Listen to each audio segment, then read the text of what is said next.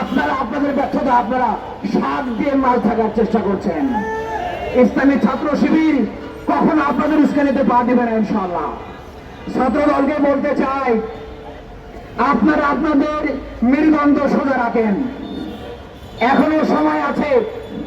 যদি মেদির ভিত্তি পরিহার করে, সন্ত্রাসীবাদ পরিহার করে, লাঠিয়াল বাহিনী হওয়ার ভূমিকা পরিহার করে ছাত্র বান্ধব রাজনীতি করতে আসেন, তাহলে আপনাদের বন্ধুর অভাব হবে না।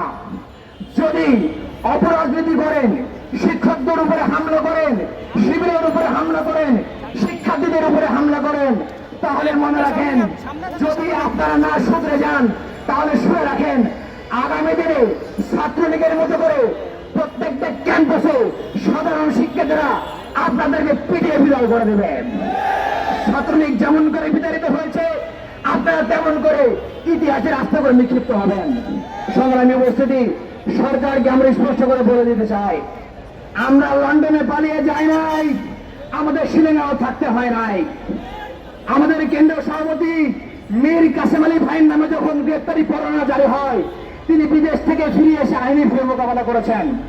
ভারতের বিরুদ্ধে, আধিপত্যবাদের বিরুদ্ধে তিনি উচ্চ কণ্ঠ রেখে ফাঁসির দড়ি গলায় নিয়ে শহীদ হয়েছেন। সেই ইসলামী ছাত্র শিবির মীর কাসেমের উত্তরসূরি আপনারা আমাদেরকে রামদা কিরিস্তাবাদের ভয় দেখাবেন না।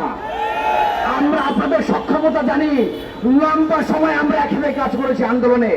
বেশি বাড়াবাড়ি করলেও জায়গা মতো কিন্তু হাত দিব, আর জায়গা মতো হাত দিলে এদেশে আপনারা সামান্যতম কোনো স্পোর্ট পাবেন না রাজনীতি করার জন্য।